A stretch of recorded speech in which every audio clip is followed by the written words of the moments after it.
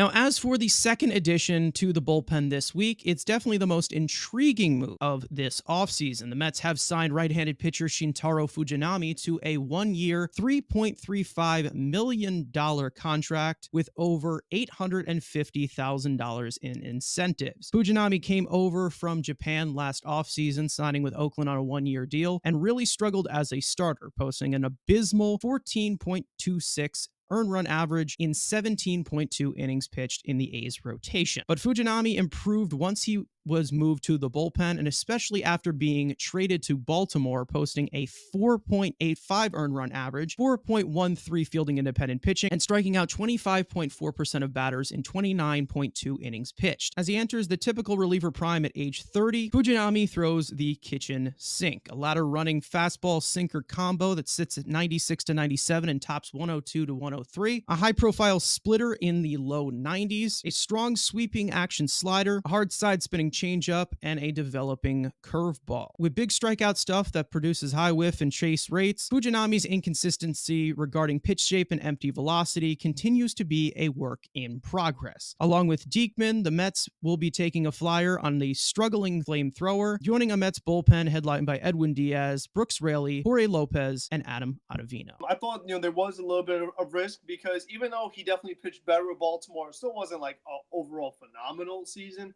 But what I like about it is, kind of what I said to Drew Smith, since you've added so many other guys, like since you added also Ottavino, since we talked about it, like you added Ottavino, you added Diekman, Fujinami, he does not necessarily have to be used in high leverage. Like I like him right now to start off in the role of the middle relief pitcher. Where like, okay, you have Sean Manaea gives you 4 innings. Now you can bring in Fujinami for like the fifth inning, and then you kind of go to your other big pieces. But I think the fact that, here's a guy who could throw over 100 miles an hour, that's a great place to start. Like, okay, at least we have something to go off of. Whereas, again, like the other arms the Mets had been using the past few years, there wasn't much there. Like, okay, at least you have that, which is something the Mets have not had. And it's like now you try to build upon it. And the one thing I really like about him is that he does pretty good with, keeping the ball in the ballpark, which to me is my biggest pet peeve with relievers. I cannot, and that's why I hate Drew Smith.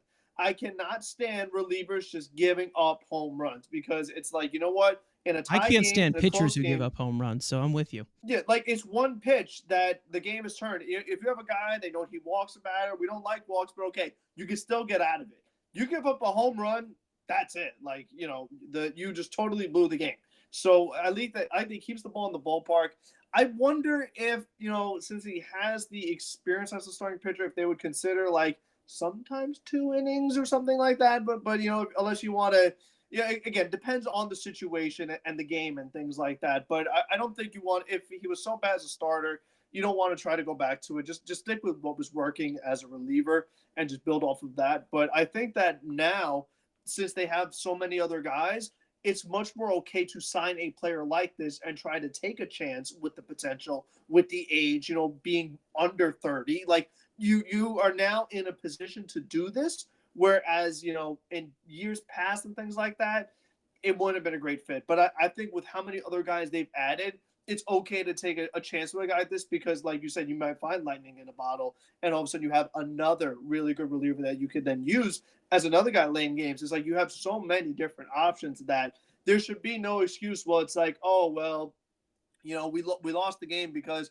Diaz was overused and Ottavino was overused, and we didn't really have anyone else we could use late in the game that we trust. It's like that shouldn't be the case anymore because you now have several guys that, like you said, have high velocity, have good stuff. Like, you have things to build upon that these guys have the tools to be successful. But like we said with Diekman, it's all a matter of, we hope everything breaks right and it works out. But these are guys, at least there's something there that you could see the vision. Like, okay, I can understand why they got this player because he has these good things about him. So it's a move that I think that, at this point in the offseason, I think was a really solid move. He's a good example of he needs good coaching in front of him Mm-hmm. to have some sort of success. And we know that Baltimore has done well developing pitching recently. The A's don't even really give a shit about anything. They literally just care if you have a heartbeat, you can play on the team. So I think that there's obviously tools there. It's not really just like the high velocity. I mean, we also see like a low 90s splitter, which is like very, very rare. I mean, you have Yon Duran who throws one, and then you have Fujinami, and you have does that Pacheco guy throw a 90 splitter? I don't know. Does he? Yeah, I don't think Pacheco hits split. He's just throwing gas, and that's pretty much it. Oh, Ben Joyce. Ben Joyce. But yeah, that's yeah. Well, I think we talked about this on the Deekman stream. We said like, all right, we thought we only had like $1 million to go spend on a relief, and we kind of just washed off Fujinami. Like, probably not. We saw that report that they were interested in Barnes and Reyes. We're like, well, that'll be that last kind of piece they add. And then this just comes out of nowhere, and at $3.5 million. Oh my God, Stern's got a little more money than $10 million. Good job, Mr. Andy Martino. I think I'll take some points from both of you. I think this is, and especially in this type of season where it doesn't matter to an extent, these are the type of guys you can get. And to what Carson said, if he has a good year, he's already been flipped at the deadline once in his career. Get his ass flipped again at this deadline if he does have a good year. So, and the fact it's under $5 million, any deal under $5 million, unless your name's Joey Wendell, you really can't be that mad, especially for relievers, because again, it's hit hot or cold. He could come in throwing 100, and hell, we could be looking. There's a world where he's a setup man to Diaz, and we got the nasties back in with both guys throwing 100. Nobody's touching anything. Or there's a world where he's just a little bit better than Drew Smith, and he's fine. Like, again, and like we continue to say, lowering Drew Smith in the pecking order, I think he definitely has more upside, and he's a better pitcher than Drew Smith. Again, he doesn't give up home runs, which is great.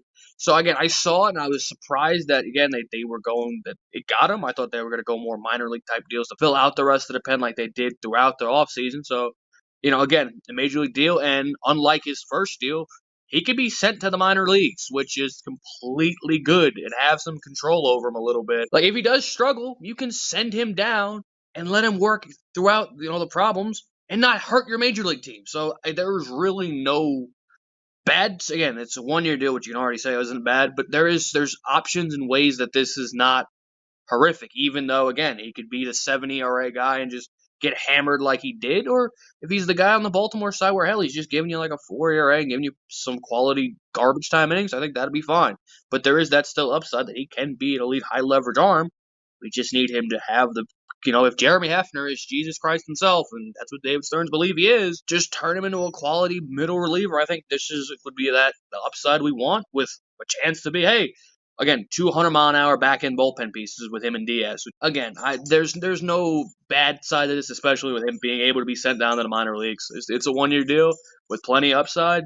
Do I expect this generational talent? No. But can he just be a quality middle relief guy? That's all I look for, especially when you have Diaz, you have Rayleigh, and Lopez, you think he's going to be your 7, 8, 9. At times, can he be your closer? Again, that B squad thing. He has that upside to be that, but again, wait and see. And if Jeremy Hefner is as good as David Stearns thinks he is and kept him along again, he survived more than Dr. Robotnik and Sonic, then you know what? Fine, I'll give him the chance to go out and go crazy. He was on my top 5 list of relievers that I wanted the Mets to pick up. And the main reason why is because I think that the Mets, not only do they lack velocity, but they also lack relievers who were starters, but they can reach fuller capacity as relievers with the kitchen sink that they have. And that's something that we really get to see with Fujinami. It's not mainly just because of, how his pitches are dominant or which one isn't dominant. I think that, again, it's fixable tools that has a millions amount of upside that can also be bailed out with velocity. Velocity covers a lot of sins. Just like I say all the time, power covers a lot of sins. It always will. The thing is that he has pieces and he has upside. He has tools that he can fall back on. Again, you could call him a thrower if you want to, but again, like I said, with the kitchen sink, he has gotten some decent results with the secondary stuff. Some decent results from his sinker, which I can't tell if it's a four seam or like a two. I can't even tell what it is. His splitter was really good last year, which is again, like I said, in the low 90s. His slider was a lot better. The curveball, I'm pretty sure he only threw like once or twice, but he was able to get competitive pitches with that. So they're going to have to try and find a median with him. I don't see any possibility where he can be worse. Like he was really, really bad last year, but we know that there is talent there. And if he can put it together, he could definitely put it together. And another thing about Fujinami, again, like Frank just said about him maybe getting 2 innings or 3 innings, I also would not mind this guy being an opener. Rotate somebody else out of the 6-man rotation and you need to get a few innings from him. I would not mind that either. Yeah, and I think it's something that's a lot more viable in the 6-man rotation. Is that okay? Well, again, so Sean Manaea is the example I use because last year he did like starting and relieving with the Giants. It's like, okay, Fujinami comes in, he gives you 1 to 2 innings. It's like, okay, then you go Manaea and he gives you 4. Now all of a sudden you're like, okay, now we go like Rayleigh, Otto, Diaz, or whatever combination is available that day. You go Diekman, Lopez, Diaz. Like again, that's what we're saying. Like now, it just gives you so many more options that you did not previously have. It's like you have a team that struggles against velocity. Okay, there you go. Like Fujinami, like it's all about finding like the right opportunities and scenarios to then use these guys' strengths. It was tough for him as a starter, and I think that with the kitchen sink that he does have, you can use him in some different ways that you could. But I just don't want to obviously burn him out, which, again, like I said, the A's do not care. But the Orioles kind of were able to tame it a little bit. He has good stuff, and stuff can go a long way when you're coming out of the bullpen. The location can be a little finicky at some points. Some pitch sequence can be a problem, but he is able to miss the barrel of the bat with the high profile velocity. And again, like I said, velocity, power, all of this can cover a lot of sins. Not to mention, he is not going to be put into this massive high leverage role that Edwin Diaz is going to be tossed into after an injury. He's not going to be in a type of role that Adam Ottavino was in. He's probably going to start off as maybe a long relief option or maybe one of the middle relief options. Gives you just so many different pieces of flexibility. And not to mention, like I said, using him as an opener or utilizing him in that way. He's also not the only option to do that. You have Joey Lucchesi, Jose Budo, if you want to give it like a 3-inning start to Tyler McGill, because that seems all he can really handle in his major league career. They have so many flexible options in the pitching department that, again, it does need to break well. You still need to wait and see. But if this fails, if somebody fails or one piece fails, you can always just plug somebody else in. You have multiple options that we have seen give a decent amount of sample, that have shown upside, that have showed that they have skills to have success out of the bullpen, in the rotation. And I'm okay with if you give him a specific role or on one day, rain delay or whatever, and somebody's got a tweak, somebody got a this, someone feels like shit.